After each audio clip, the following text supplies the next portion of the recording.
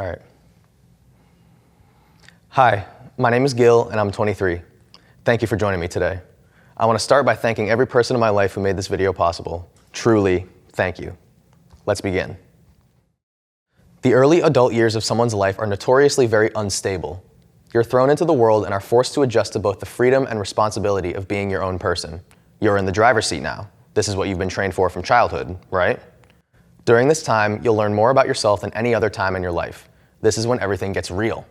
The future can feel uncertain at times, and this is where the instability comes from. Everyone is supposed to have everything figured out, but no individual person thinks that they're doing good. Everyone else is doing so much better than me, right? When I was freshly 20, I went through a pretty rough breakup, and at the time, I happened to be watching The Sopranos for the first time. In the weeks following the breakup, I reached the season 6 episode, Mayhem. I won't go into details on the plot, but an undisclosed member of the cast leaves Tony Soprano a note next to his hospital bed. The note is an Ojibwa saying, and it reads as follows. Sometimes I go about in pity for myself, and all the while a great wind carries me across the sky. Hearing this quote in The Sopranos inspired me. It's been something that repeatedly brings me comfort when I'm having a hard time in my own life. It really resonates with me because it reminds me that no matter how overwhelmed I'm feeling, everything will reveal itself at some point in the future. Thinking from this perspective really grounds me and helps me not get bogged down in the minor inconveniences of everyday life. As young adults, this is easier said than done, but my goal today is to use this quote as a jumping off point. When comparing our achievements to other people's, we tend to go about in pity for ourselves. I want to show that all of us are not so different in our fears and apprehension going into adulthood. I've asked my peers a series of questions on this topic and encouraged them all to give their most authentic responses possible.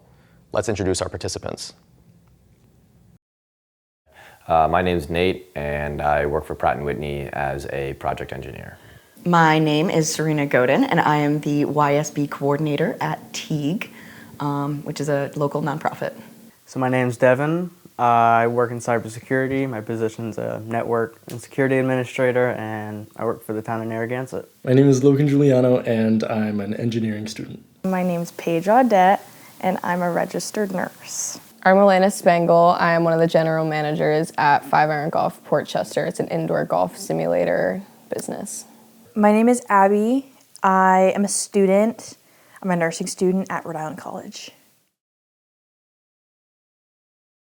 Are you happy? Yeah. Yes. Yeah. Yeah. Yes. Yes. Yes. I think I'm happy because I really enjoy the people in my life. I have a really good tight-knit circle of people around me, specifically Nathan, obviously. I have the bare necessities met, but I also have so much more than that, if that makes sense. Are you proud of yourself? Of course. Yes. Yeah. No. Yeah, I'm really proud of myself. Yes. Yes. I'm the only one in my immediate family who's ever graduated high school, nevertheless even college as well. I feel like I've done a lot to push past the people who were behind me. There's always like a path moving forward. I do feel proud of myself, to where I am today, but there are definitely moments where I wasn't. For the most part, right now, yes. I feel like all these answers, could change at any point, though, so.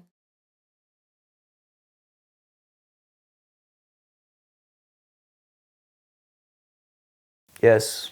Yes. Kind of a little bit yes and no. No. No. No. No. I feel that I was underinformed on a lot of important things and that I had to make a lot of decisions and preparative action myself, even compared to my peers. My mom was super overprotective. She really shielded me from the world and from doing adult things. She's also a perfectionist, so she kind of was like, if you can't do it right, I'll just do it. So I never really got any life experience as a kid. Have you ever felt isolated in your adult life? Yeah. Yes. I'm going to say no on that. Yeah. No. Yes. Yes. Well, most of my isolation came in situations where I felt differently about something that probably my family did. My isolation comes from when I'm I have a feeling that I don't think I can tell somebody, if that makes sense. I leaned on people who I trusted or people who were not very judgmental. Yeah, that really made me like get through times where I was isolated, I think. Do you feel worthy of receiving positive things that life has to offer? Absolutely not. Yes. Yeah. Yes. Yes. Yes. No. I mean, everyone is worthy of those things. Like, that is just it, period. I think it has nothing to do with me. I think it has nothing to do with my hard work and my bad, good experiences, what I've done, what I've not done. Life is a gift that we're all given, and we all deserve to get everything out of it. I feel no matter your situation, you still get life's good things. Maybe not necessarily all of them, but damn sure a lot of them. In one word, describe how you feel about the future. Optimistic. Hopeful. Hope. Uncertain. Optimistic. Excited. Anxious. I'm just excited for all of the big moments and the people who will be there. I think there's good anxiousness and bad anxiousness, and I think it's a kind of both. I have no idea what I'm going to expect, but I can kind of see a faint outline of what I'd like to happen. I have so many things I want to do, and I feel like I'm so young still that I can accomplish all of them. No matter what happens in life, I'm always looking forward to what the next step is or something that I can do to better myself. Well, there's a number of things that I'm interested in doing, and I'm not sure exactly which one's going to pan out.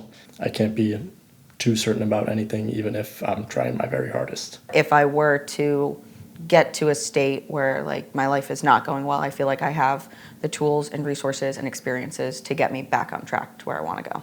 I have a ton of things like I want to do, and I'm always afraid that like I like won't do them. Even though I constantly tell myself I'm going to do it, I'm going to do it, I'm going to do it, I'm going to do it.